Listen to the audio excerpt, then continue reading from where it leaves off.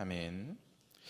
시온을 사랑하시는 만큼 질투하시는 하나님께서 오늘 다시 스가랴에게 말씀하십니다.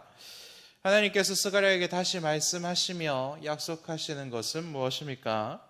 너희가 바벨론에서 지키고 있는 네 번의 그 슬픔의 금식의 날이 이제는 네 번의 기쁨으로 가득한 축제로 내가 만들어 주겠다라는 회복의 말씀입니다.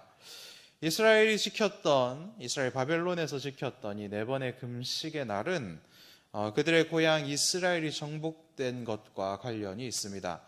오늘 본문 말씀은 4월부터 시작하는데 역사적으로 보면 10월 달에 있었던 일이 가장 먼저입니다. 10월 달에 예루살렘 성이 포위가 되었고, 그리고 이제 4월 달에 예루살렘 성이 함락이 되었고, 그리고 5월 달에 예루살렘 성이 파괴되고 불탔으며, 마지막 7월 달에 결국 마지막까지 남아 있었던 백성들을 지키고 돌보았던 총독 그달랴가 살해되는 일이 있었습니다. 그래서 이스라엘 백성들은 이스라엘에 서 있었던 이 일들을 또렷하게 기억하였고, 바벨론으로 끌려와 있던 그들뿐만 아니라 바벨론에서 태어나는 그들의 후손들도 함께 그날들을 기억하며 금식함으로 그날들의 비참함을 교육했던 것이지요. 그들이 잊지 않았을 뿐만 아니라 그들의 자녀들도 같이 그날의 비극들을 교육했다라는 것입니다. 여러분, 금식은 무엇입니까? 금식은 그냥 밥을 굶기만 하는 것이 아니지요. 몸매 관리를 위해서, 건강을 위해서 이렇게 한 끼, 두 끼 정도를 건너뛰는 것을 오늘 본문에 등장하는 금식이라고 말하는 것이 아닙니다. 금식은 범죄자가 하나님 앞에 스스로 겸비하여 하나님의 보좌 앞으로 나아가서 자신의 죄를 고백하고 스스로를 정죄하는 것입니다. 그들이 금식하며 끝까지 기억했던 것, 그리고 우리가 절대 잊어서는 안 된다라고 강조했던 것은 무엇입니까? 하나님의 일하심이고 하나님의 심판의 두려움이지요. 10월 달에 성이 포위되는 것으로 결국 하나님의 심판은 시작이 되었습니다. 하나님께서 오래 참으셨지만 이스라엘의 죄로 가득하였기 때문에 그 심판은 결국은 실행이 된 것이지요. 그리고 4월 끝내 성이 함락되었습니다. 그 전까지는 이스라엘 백성들 가운데 그런 믿음도 있었겠죠. 그래도 성은 함락되지 않겠지, 이런 믿음이 있었을 것입니다. 그렇지만 성까지 함락이 되었습니다. 그래서 하나님의 심판이 시작되면 누구도 그것을 멈출 수가 없다라는 것을 배웠습니다. 그리고 이제 한 달이 지난 5월이 되었습니다. 이스라엘 성이 찬란하고 위대했던 모든 유산들이 벗겨지고 수탈당하고, 그리고 성벽이 무너지는 그것이 현실이 되었죠. 그래서 하나님의 치심을 경험하면 이 성벽도, 이 성전도 우리들이 지켜내주지 못하는구나, 그 무엇도 하나님의 치심 앞에서는 안전할 곳이 없구나라는 것을 배웠습니다. 그리고 7월이 되었을 때 그 성에 남아있던 자들을 지켰던 총독 그달랴마저 죽음을 맞이함으로 실오라기 같았던 그들의 희망, 그래도 그곳에 총독이 있고, 그래도 그곳에 동포들이 있기 때문에 우리가 돌아갈 고향이 존재한다라는 그 마지막 희망까지도 그달랴가 죽음으로 인하여서 완전히 사라지게 되었습니다. 그래서 하나님의 심판은 누구도 막을 수 없고 누구도 피할 수 없고, 그것이 이루어지면 결국에는 완전한 절망과 완전한 끝이 있구나라는 것을 포로로 잡혀왔던 이스라엘 사람들은 배웠고, 그것을 기억하며 금식하고 그들의 자녀들에게도 이것들을 교육하였다라는 것입니다. 그런데 여러분, 나라도 사라졌고 성도 사라졌고 그들이 경험했듯이 성벽도 모두 다 불타서 없어진 그때에, 그리고 그곳으로 돌아갈 만한 희망이 없는 그때에, 절망과 실망밖에 없는 이때에 그들이 바벨론에서 금식하며 기도하는 것이 무슨 소용이 있겠습니까? 금식하고 기도하면 그들에게 무슨 일이 일어나겠습니까? 그들은 오늘 눈을 감고 내일 눈을 떠도 다시 바벨론의 포로일 뿐인데 말이죠. 논리적으로 그리고 이성적으로 생각하면 이 일이 아무런 가치 없는 일이 됩니다. 아무런 의미 없는 일이죠. 그런데 여러분, 하나님을 믿는 우리들은 논리와 그리고 이성 그리고 가능성으로 하루하루를 사는 사람들이 아니다라는 것입니다. 하나님의 은혜로 살고 하나님의 말씀대로 살고 하나님의 계획을 붙들고 살고 그리고 절망이 없는 중에도 하나님의 은혜를 소망하고 품고 사는 사람들이 바로 그리스도인들이기 때문에 그렇습니다. 어제 수요예배 말씀에 내가 가장 힘들고 어렵고 하나님으로부터 얻을 수 있는 소망이 끊어진 것 같이 느껴지는 그 순간이 오히려 하나님께서 나와 가장 가까이 계시는 때이고 하나님께서 가장 나를 위해서 열심히 일하시는 때이다 라는 말씀을 우리가 듣지 않았습니까? 절망 중에도 우리의 호흡이 멈추지 않았고 우리의 날들이 아직 남아있다면 그것은 하나님께서 아직은 우리를 위한 계획이 있으시고 절망 속에서 길을 찾지 못하여서 헤매고 있는 우리들을 붙들고 하나님께서 계획하시는 그 길로 가고 계시는 중이시다라는 것을 하나님께서 가장 우리 곁에서 일하시는 때이다라는 것을 우리는 절망 중에도 기도함으로 붙들 수 있는 믿음이 있어야 한다라는 것입니다. 안 좋은 일, 즐겁지 않은 일, 망하였고 다쳤고 아프고 수술해야 되고 우울함, 그 때문에 몰려온 우울함 때문에 지금까지 한 번도 해보지 못했던 그런 생각과 좌절과 시리 속에 빠져 있습니까? 그렇다면 그때가 하나님께 무릎을 꿇을 때이고 하나님께 금식할 때이고 하나님께 소망을 두고 하나님께 기도할 때다라는 것을 여러분들 잊지 마시기 바랍니다. 하나님께서 절망 주셨지만 절망 중에도 아직 내 목숨을 남겨두셨다면 나의 삶을 이 땅에서 남겨주셨다면 아직은 우리들에게 기회가 있는 것이고 하나님의 사랑은 끝나지 않은 것이기 때문에 그렇습니다.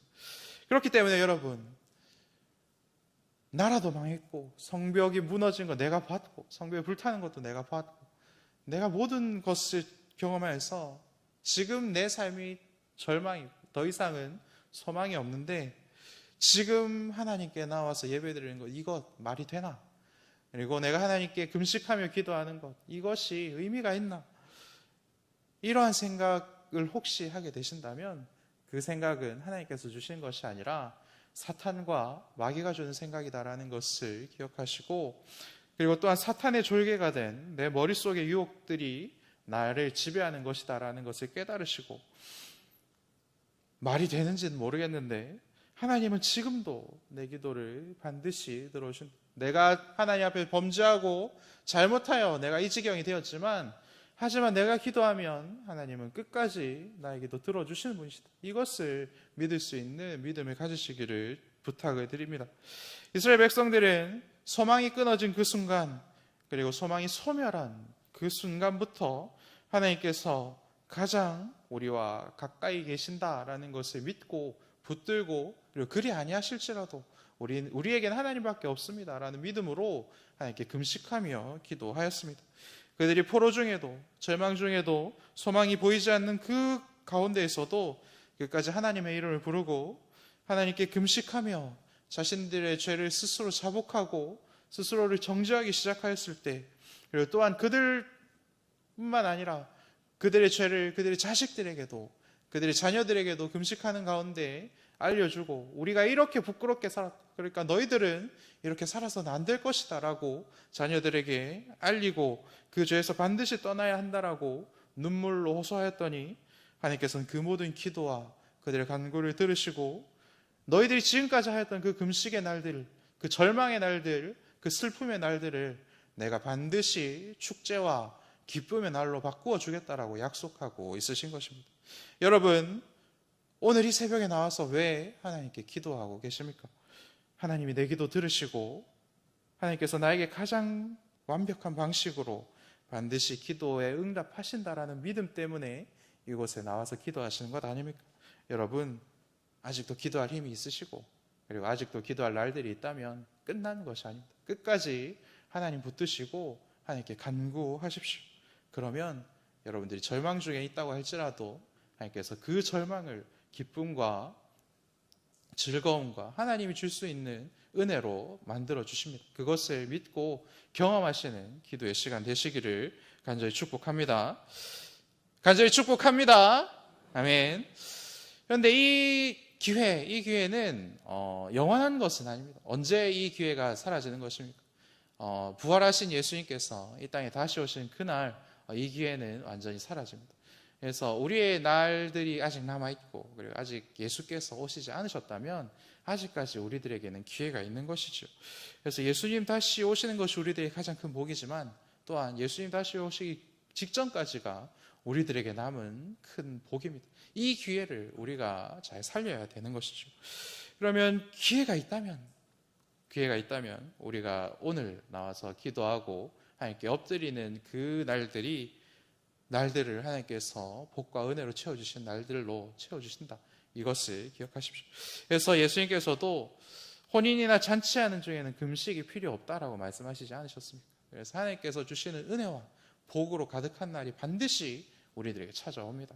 그 날을 믿고 소망하는 은혜를 누리시기 바랍니다. 그래서 하나님은 우리가 잘못했을 때는 이렇게 이스라엘도 무너뜨리면서 벌을 주시고 우리를 치시는 분이지만 하지만 이런 금식의 때와 벌만 주시는 분이 아시다라는 것이죠.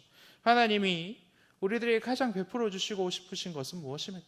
바로 영원히 끝나지 않는 잔치이다라고 오늘 우리들에게 분명히 말씀하십니다. 그리고 이 잔치가 하늘에서만 열리는 것이 아니라 이 땅에서도 영원히 끊이지 않기를 원하시죠. 그래서 이 땅에 교회를 세우셨고 예배를 주시고 찬양을 주시고 우리가 함께 모여서 기도하는 이런 공동체를 그리고 나의 동역자를 베풀어 주신 것입니다. 그럼 하나님께서 기도하는 자들, 금식하는 자들, 자신의 죄를 뉘우치는 자들, 자신의 죄들을 자신의 자녀들에게까지 공개하고 그런 부끄러움을 굳이 당하는 자들에게 주시는 잔치는 무엇입니까? 지금은 망한 것처럼 보이는 그곳, 분명히 망한 그곳, 그리고 사라져버린 그곳, 절망의 땅인 이스라엘로 다시 사람들이 모이도록 만들어주겠다. 이스라엘에 살던 사람들만 그곳으로 돌아오는 것이 아니라 다른 나라 사람들, 이스라엘보다 못 사는 나라 사람들 뿐만 아니라 이스라엘보다 더 잘 사는 나라의 사람들도 그곳이 좋게 보이고 그리고 그곳이 너무 평화로워 보여서 그곳으로 가기로 결단하고 그곳으로 가는 이스라엘 사람들의 손을 붙잡고 나도 좀 데려가 주십시오 하는 그런 놀라운 은혜들로 그런 놀라운 축제들로 바꾸어 주겠다라고 하나님께서 말씀하십니다. 우리는 이 말씀이 정말로 하나님께서 하시면 말이 된다라는 것을 이미 경험하였지 않습니까? 6.25 때의 사진과 그리고 오늘 우리 서울의 사진을 한번 보십시오. 6.25 이후의 폐허에서 오늘 우리를 주목하는 외국 사람들이 참 많이 있다라는 것을 우리는 너무나도 잘 알고 있지 않습니까? 하나님이 일하시면 이러한 일들이 일어난다라는 것이죠. 하나님은 지금 잿더미가 되어버린 예루살렘을 회복해 하시고 그곳에 예루살렘의 사람들이 모여들게 만들어 줄 것이다. 그것이 내가 너희들에게 줄 축제의 시작이다 라고 말씀하고 있는 것이죠. 하나님께서 왜 이런 약속을 이스라엘 백성들에게 주시는 것입니까? 그들이 바벨론의 포로로 잡혀가서도 금식하고 기도하였기 때문에 하나님께서 이러한 복을 주시는 것이죠. 그래서 그들에게 하나님께서 당부하시는 것은 무엇입니까? 진리와 평화를 끝까지 지키고 사랑하라 이 말씀을 주십니다. 이것은 하나님의 의로움에 대한 부르심이고 예수님께서 보여주신 대로 이 땅을 살아야 한다라는 우리들에게 주시는 도전인 것이죠. 진리는 무엇을 뜻하는 것입니까? 온전함을 뜻하는 것입니다. 그리고 그 온전함에 의롭고 바른 것을 포함하는 것이지요. 우리가 죄로 가득할 때에는 결코 진리를 사랑할 수 없습니다. 금식하고 회개하여 우리의 마음과 생각이 예수 그리스도의 마음과 생각으로 가득 차기 시작한 그때부터 우린 다시 하나님께서 주시는 기회 안에서 의로워질 수 있고 진리를 행할 수 있는 것입니다. 진리를 사랑하며 사는 것을 우린 어떻게 확인할 수 있겠습니까?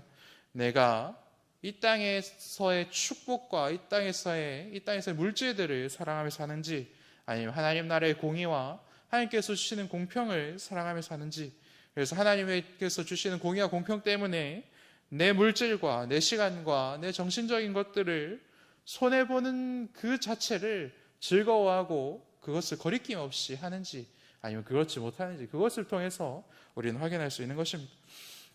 나 혼자면 어떻게든 잘 살아보겠다고 발버둥 치던 그 순간들이 예수님의 은혜로 채워지는 그 순간부터 정말로 덧없는 것이었구나라는 것을 깨닫게 되고, 하나님께서 보여주신 그 예수님의 그 발자취대로 나도 예수님처럼 살아야 되겠다, 그것을 위해서 계속해서 묵상하고 기도하는 삶으로 변했는가 변하지 않았는가를 통하여서 내가 하나님께서 주신 진리를 사랑하는가 진리를 사랑하지 않는가를 확인할 수 있다라는 것입니다.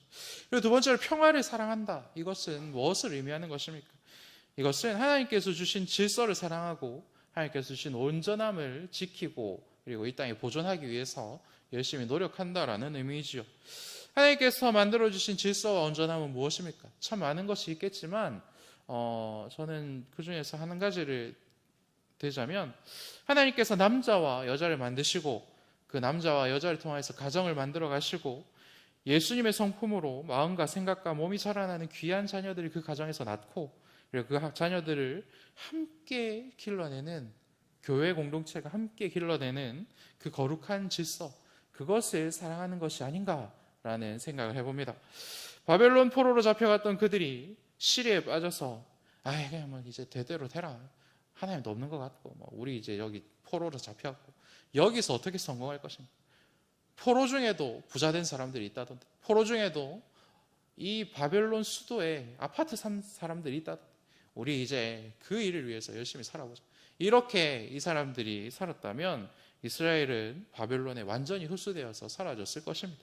하지만 1년에 4번이나 금식하며 그들의 죄를 하나님께 고백하였더니 하나님께서는 그들을 고치기 시작하였고, 또한 나라와 모든 것을 잃었지만 그들과 동시에 그들의 자녀들, 그들의 다음 세대까지도 고쳐주시는 역사들이 일어났다라고 오늘 우리들에게 하나님께서 말씀하고 있지 않습니까?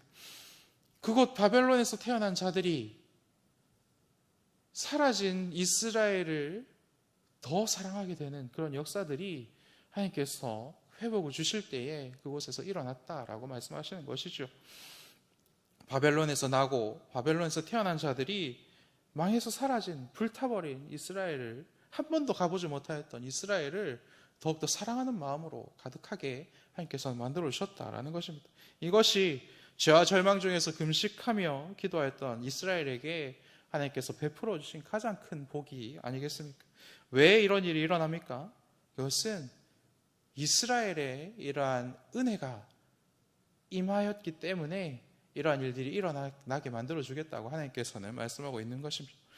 은혜가 있는 곳으로 여러분 죄인들이 몰려가는 것입니다.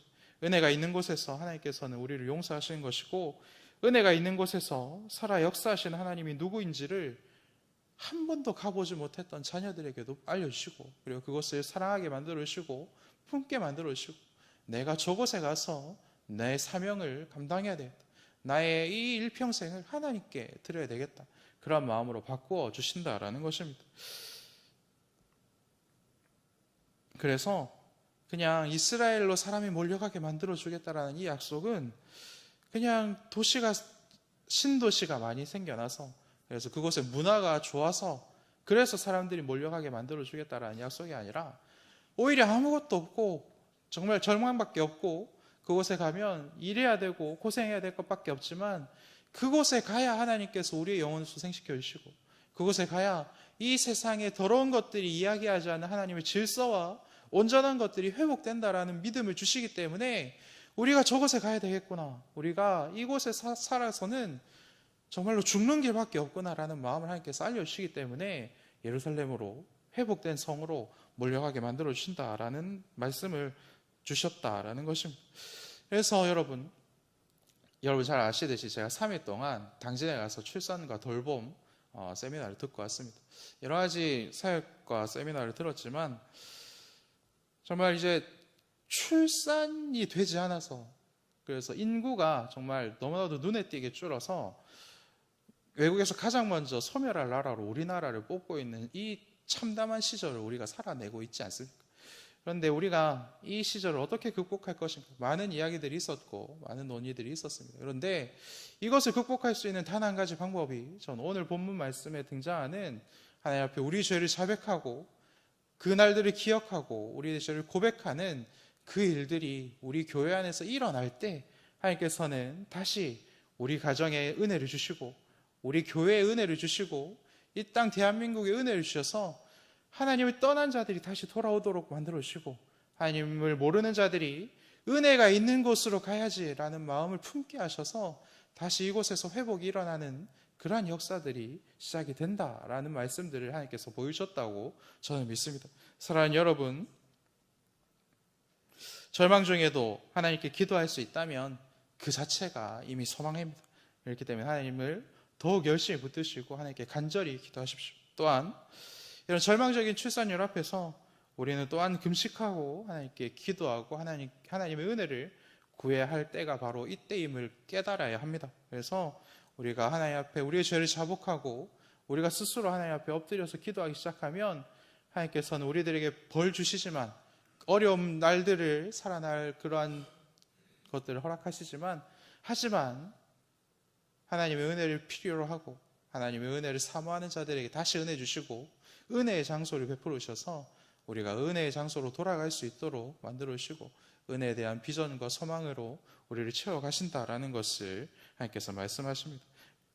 하나님께서 주시는 은혜와 그리고 하나님께서 주시는 영혼을 사모하는 그런 마음들을 오늘 말씀을 통해서 발견하고 이것을 위해서 기도할 수 있는 우리 시민교회 성도님들 되시기를 간절히 축복합니다. 우리 함께 기도하겠습니다. 하늘에 계신 우리 아버지의 이름을 거룩하게 하시며 아버지의 나라가 오게 하시며 아버지의 뜻이 하늘에서와 같이 땅에서도 이루어지게 하소서. 오늘 우리에게 일용할 양식을 주시고 우리가 우리에게 잘못한 사람을 용서하여 준 것 같이 우리 죄를 용서하여 주시고 우리를 시험에 빠지지 않게 하시고 악에서 구하소서. 나라와 권능과 영광이 영원히 아버지의 것입니다. 아멘.